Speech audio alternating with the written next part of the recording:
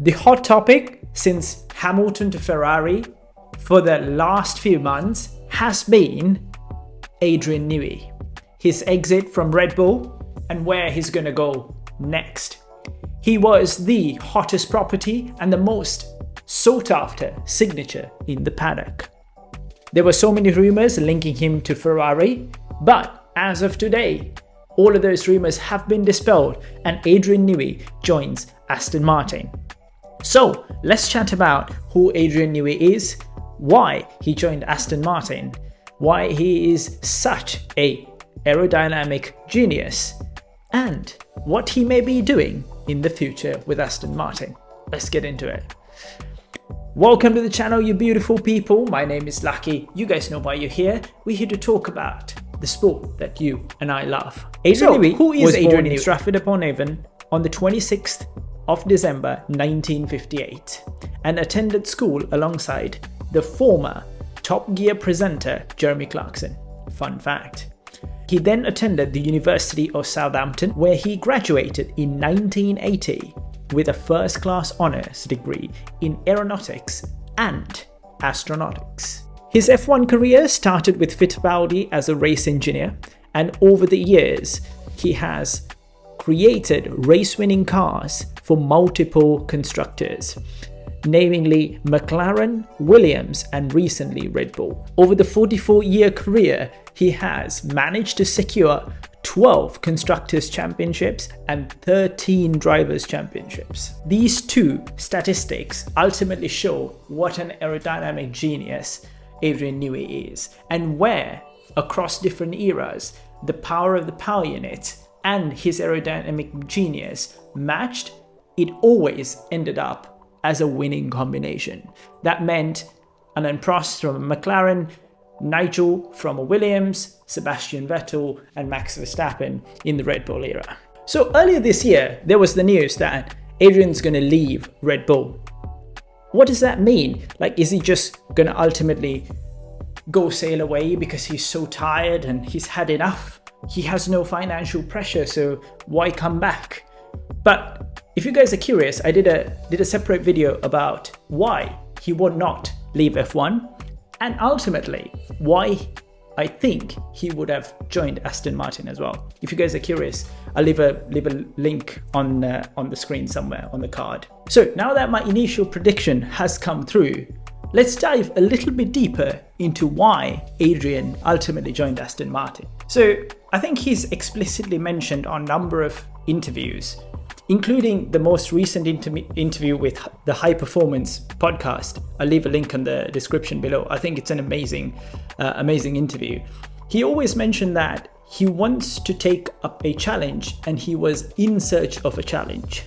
Aston Martin fits the bill very well. What I mean by that is, if you compare the rest of the top 4 teams, namely Red Bull, you got to take it out because he's just left that team. So you got 3 other contenders: McLaren, Ferrari, and Mercedes. McLaren got everything sorted at this point in time.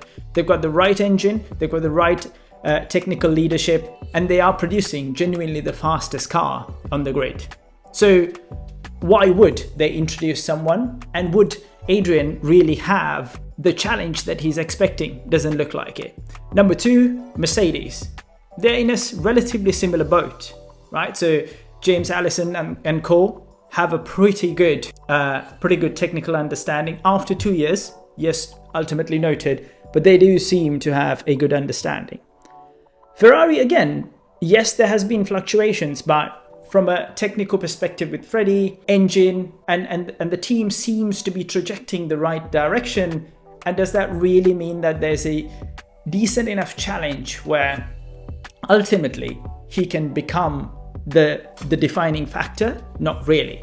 But if you contrast that, but now if you look at Aston Martin's the only team that has the right financial resources and the facilities, along with a really good driver in the name of Fernando Alonso, but missing the right technical leadership. Yes, there were shimmers of good fortunes at the start of 2023, but their trajectory has gone downhill. That may be as a result of many things, but the technical leadership is not necessarily as strong as the other top four teams, or the other top 3 teams, excluding Red Bull. That articulates the right challenge in my brain for Adrian Newey to go and get his teeth into.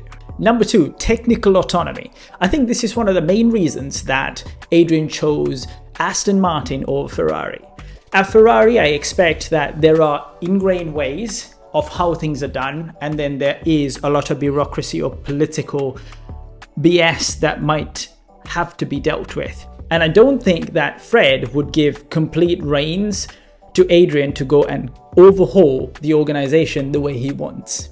Whereas with Lawrence, you get the feeling that he is very invested in the project and he wants technical direction, which is a clear missing puzzle in that organization at this point in time. So it's easy to say, hey, Adrian's coming in, he's going to be the leader, he's going to have complete autonomy in terms of organizing and delivering a championship winning car. Number 3, the Lawrence persuasion factor, right? So Adrian alluded to this on the interview. Lawrence has genuinely showed that he has extreme passion for the sport, and he's willing to commit resources and finances into this organization to make it a championship winning contender. Maybe this is his way of keeping the dream of Lance becoming a champion one day. But ultimately, he is one of the actual active majority owners who are involved in the sport and the organization to that extent that the passion comes across very clearly. Number 4, technical facilities and resources. Adrian mentioned this on his interview as well. He mentioned the fact that Lawrence has managed to bring the factory up in a way that it fosters performance. And ultimately that's a relatively difficult challenge. So probably for Adrian, he would have felt like a kid at a candy store, right? You got all of these cutting edge technology around him that he can utilize to come up with a sweepingly beautiful concept that could potentially be the winning formula for maybe for 2025, but definitely their focus is going to be for 2026, right? With the engine regulations and the aerodynamic regulations changing altogether. And number 5, I also think location played a little bit of a factor, right? Does it make sense for Adrian to completely uproot his life and his family from the UK and move to Italy? Maybe not, right? So maybe location did play a role as well, right? So, and his history kind of answers that to a certain degree. McLaren, Williams, Red Bull, Aston Martin. So I think those are the main reasons. But on top of that, probably the last reason is kind of brand heritage and previous working relationships, right? He mentioned the fact that he has a couple of classic Aston Martins, Aston Martin as a brand, and also his previous working experience with the Valkyrie. Long story short, those are the reasons that I think that ultimately made Adrian choose Aston Martin. The obvious reason that we're probably not talking about is this rumored 5-year, $30 million package that he would receive. Of course, money might have played a role, and I have no doubt that Eddie Jordan crafted the best deal possible for this, right? So yes, I think money would have played a part, but I don't think that was the only shifting or the persuading factor for someone like Adrian Newey. But fun fact though, it's interesting to see that he's probably the most highly paid non-athlete across all of these teams at this point in time, probably only under earning over someone like Lewis Hamilton or Max Verstappen. That's just impressive, and again a testament to how amazing of an individual and how talented of an individual Adrian Newey is. So what does this mean ultimately for 2025 and 2026? So his impact in terms of 2025 car, I think he's going to come on board couple of months into the next year. The impact on the 2025 car, I think, is going to be limited. It'll probably be very much him trying to get to know the people and understand.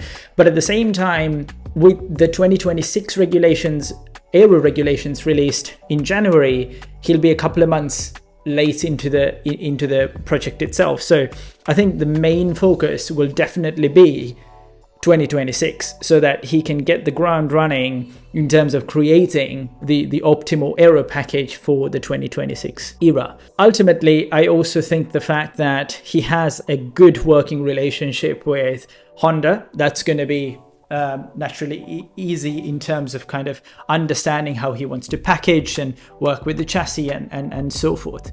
So the challenging part for me is, at least at this point in time, whether that equation of power unit, driver and aerodynamics all work together to create this championship winning contender for 2026, right?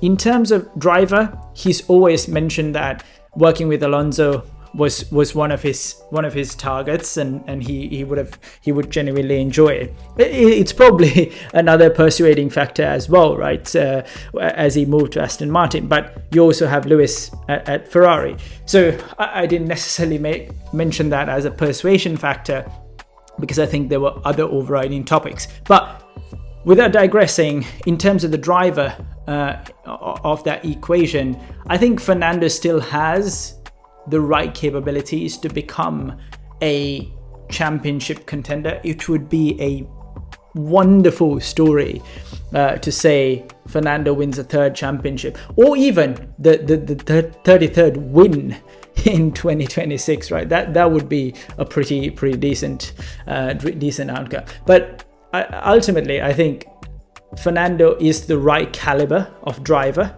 to win a championship. Lance, I don't know, I haven't seen that side of Lance yet. And I don't think he's ever going to go away. It's ultimately the lancestroll project, right? It's not the Aston Martin F1 project, because that's how I feel about it. Number 2, aerodynamics. With Adrian, it's difficult to bet against that part of the equation, right? I'm pretty sure he's going to come up with an amazing concept for the 2026 regulations. But outside of all of that, the biggest problem for me is the PU. So the last time we had engine regulations that impacted the grid and the era was 2014, when Mercedes created a cracker of an engine. And right now, that seems to be the talk of the paddock as well. Mercedes got the best engine, potentially Ferrari behind it, and then Ford, Alpine, if they continue to be one of the providers, and then Honda. Yes, Honda has been one of the best engines in terms of the 2022 era and then hybrid deployment, but ultimately with the massive changes that are coming in 2026, I do question whether the PU part of that equation would be there to create that complete package of a championship contender. Well, we don't know. We might have to wait and see. So hope you guys stick around till 2026. If you guys like this video, give a thumbs up, smash that like button, and I'll see you on the next one. Peace. Ciao.